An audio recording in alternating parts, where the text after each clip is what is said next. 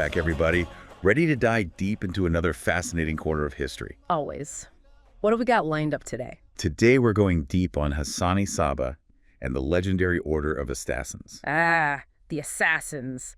Plenty of mystery and intrigue there. Where are we starting with our sources? We've got a whole mix. Historical accounts, encyclopedia entries, you name it. Sounds like we've got a good base to work with.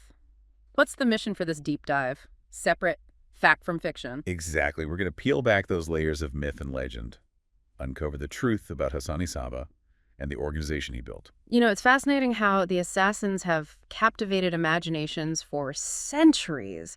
They pop up everywhere, from scholarly debates to video games. Absolutely. It just goes to show how their story continues to resonate, even today. But let's take it back to the beginning.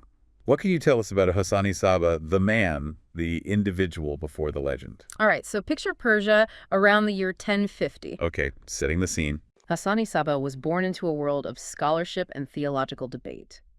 Even as a young man, he excelled in mathematics, astronomy, philosophy, like a real polymath. Sounds like he had a pretty intense upbringing. Was this typical for the time period? It was a time and place that really valued knowledge and intellectual pursuits. But even so, Hassan-i Sabbah stood out. He was initially a follower of the Twelver Shia branch of Islam. Twelver Shia, okay. I'm following. But then, at 17, he converted to Ismailism. 17. That's pretty young to make such a dramatic shift in beliefs. Was Ismailism very different? What prompted this change? Yeah, it definitely was a significant change. Ismailism was a minority branch of Shia Islam. It was known for its, let's say, more esoteric interpretations of faith. Esoteric, huh? So we're talking a bit more mystical, a bit more outside the mainstream. Exactly. Now, conversions did happen. It wasn't unheard of. But for Hassan-i Sabbah, it was a turning point. It really set him on the path that led to the creation of the Order of Assassins. So you're saying this conversion was the spark that lit the fuse, so to speak? You could say that. His journey didn't end there, though. He traveled to Cairo to really immerse himself in Ismaili teachings. Cairo, of course, a major center of learning. Right. And this period in Cairo, it really solidified his commitment to the Ismaili cause, likely shaped his ideas about leadership and organization. He was laying the groundwork, wasn't he? Thinking strategically, even then. So what happened next? He returns to Persia. Did he have the idea for the assassins already in mind? Well, we can't know his exact thoughts, but what we do know is that he started looking for a base of operations, a place to put his plans into action. And that's where Alamut Castle comes into the picture. All right. You got it. Alamut. Alamut. It's like the ultimate assassin's lair, right? Almost mythical. Yeah. Why was this particular fortress so important? It wasn't just any fortress. Alamut was nestled high in the Alborz Mountains, practically impossible to attack. Surrounded by treacherous terrain, steep cliffs, it was a natural stronghold. So they weren't messing around when it came to choosing a defensible location. It sounds like they were expecting trouble. Were they concerned about being attacked? Or were they more focused on using Alamut as a base to launch their own operations? It was a bit of both, really. Alamut provided protection, no doubt about that, but it also served as a platform. A platform for what exactly? For their community, and for their agents, known as the Fidai, to operate from. The Fidai. Now, these are the individuals who carried out the assassinations, right? Yeah. The ones we typically picture when we think of assassins. Exactly. But Alamut itself was more than just a military base. Okay, so there's more to this story. It was a center of learning, a place where scholars and intellectuals gathered. Really?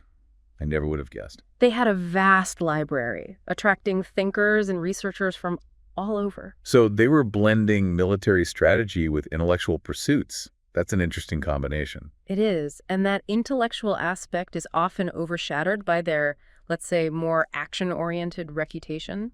I can see how that might happen. It's the assassinations that tend to grab the headlines. For sure, but they were more than just warriors. They were thinkers, strategists, even scholars in their own right. This is fascinating. We've talked about Hassan-i Sabbah's background, his conversion, the strategic importance of Alamut. But what exactly led him to create the Order of Assassins? To really understand that, we need to look at the political landscape of the time.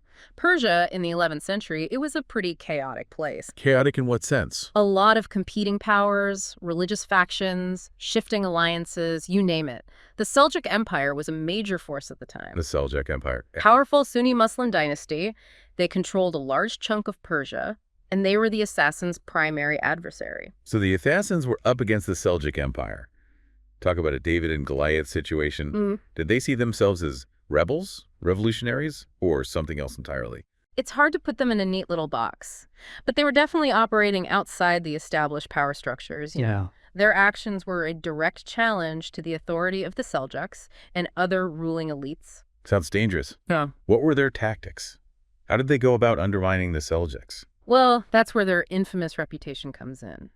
Their main tool was targeted assassination, Yeah. carried out by those highly trained Fida. Right. The FIDA, the elite operatives we were talking about. Exactly. They were the ones entrusted with these, shall we say, sensitive missions. So we're talking a very different approach to conflict compared to, say, a massive army clashing on a battlefield. Oh, absolutely. Instead of huge armies, they relied on stealth, precision, the element of surprise. Makes sense. Yeah. So who were their targets? What kind of people were they going after? Usually high-ranking officials, Yeah. military leaders, influential figures, anyone whose removal would really destabilize their enemies. I can see how that would be effective.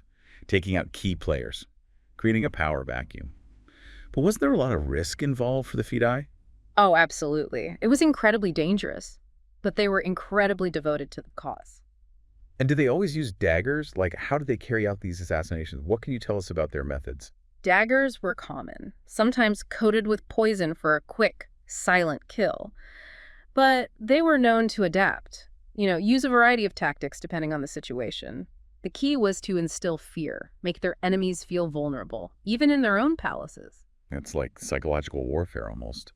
Speaking of psychological, there's that whole myth about the assassins using hashish. That story about the secret garden of paradise Yeah. to control their followers. Was there any truth to that? That's the one, the secret garden of paradise. Popularized by travelers like Marco Polo, but historians generally dismiss it. It makes for a good story, though. It does. It's a shame it's not true. So no drugged-up assassins partying in a garden. Bummer. Nope, not really. The reality is a bit more complex. The Fidai were driven by a profound commitment to their cause. It was a mix of religious conviction, loyalty to Hassan-i Sabbah. They believed in what they were doing. They were true believers. Okay, so no hashish. Got it. But what was it about Hassan-i Sabbah himself? What made him such an inspiring leader? He was charismatic, a brilliant strategist, an amazing speaker. People saw him as a guide, a teacher, almost a spiritual figure. He sounds like a pretty powerful personality. But their motivations went beyond devotion to just one person, right? Definitely. It was also about the political situation. Remember, they were living under Seljuk rule, and they saw the Seljuks as oppressors, a threat to their way of life. So they were fighting for survival, for autonomy, their right to exist. It really puts their actions in a different context. Did they ever achieve any significant victories against the Seljuks? Did their tactics actually work? They were very effective. Even though they were severely outnumbered, their assassinations really targeted those key figures within the Seljuk system, people in the administration and military. Can you give us an example? Was there a particular assassination that really sent shockwaves through the Seljuk Empire? Oh, yeah. One of their most daring acts was the assassination of Nizam al-Mulk. He was the vizier to the Seljuk Sultan. Powerful guy. The vizier, wow, that's like taking out the right-hand man, the chief advisor. That must have been a huge blow. Absolutely. It was a statement. Showed the reach of the assassins. That they could get to anyone. I bet that created a lot of paranoia within the Seljuk court. Oh, yeah. No one knew who would be next. The fear was real. It's like a real-life game of chess. They're playing the long game, and their impact wasn't limited to the immediate political scene. Okay, so it goes beyond just Persia. In what way? Well, their actions even influenced the language of the West. Think about it. The word assassin itself, it comes from their name. Wow, I never realized that. The word assassin, a direct link to this historical group. That's fascinating. But I have to imagine their tactics made them a lot of enemies too, right? Of course. They provoked fear, anger. There was retaliation, naturally. They knew their enemies were constantly trying to take them down. It was a dangerous game they were playing. But, no empire lasts forever. True enough.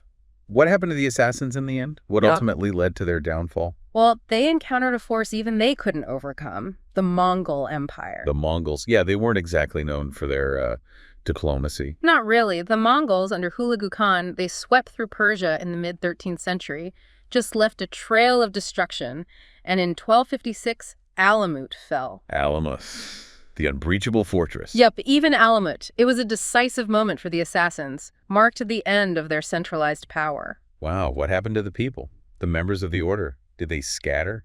Go to hiding? A lot of them were killed, others dispersed. The last Ismaili imam, Rukn al-Din Kursha, he surrendered Alamut. Kind of a poignant end to an era. So the Mongols marked the end of the assassins' reign. But their story didn't end there, did it? I mean, their legend continued. People are still fascinated by them, centuries later. Oh, absolutely. That mix of mystery, intrigue, those daring feats. It's a story that resonates across cultures. Timeless, really. No wonder it's inspired writers, filmmakers, even video game developers. And speaking of video games, you can't talk about the Assassins without mentioning Assassin's Creed, one of the biggest game franchises out there. Draws heavily on the Assassins, their history. Have you ever played it? Yeah, I've played a few of them. And, they definitely take liberties with the history, but they capture some of those core elements that we still find so fascinating. That stealth, the skill, the dedication to a cause. It's not just about the action. It's about the idea of these individuals working in the shadows, fighting for what they believe in. Why do you think people are still so drawn to the Assassins, even today? What makes them so compelling? It's the mystery, isn't it? They were so secretive, their motives often hidden. They operated in a world of shadows and whispers, hidden agendas, shifting alliances. And their methods, they were so different, so unconventional. That element of surprise, the unexpected attack, it captures the imagination, Yeah, they challenge our ideas about power, how it's used. They remind us that even the biggest empires, they can be vulnerable if you're willing to play by different rules. So as we wrap up our deep dive into the world of Hassan-i Sabbah and the Order of Assassins, what's the big takeaway here? What can we learn from their story?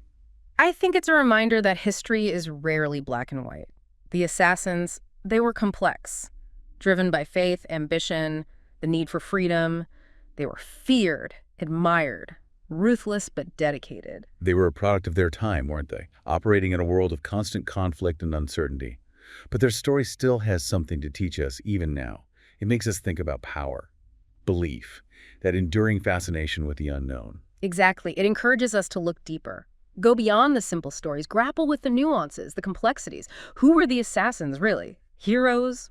Villains? Or something in between? Maybe the answer depends on who you ask. And that's a great question to leave our listeners with. Who were the assassins? Keep digging, keep questioning, keep exploring.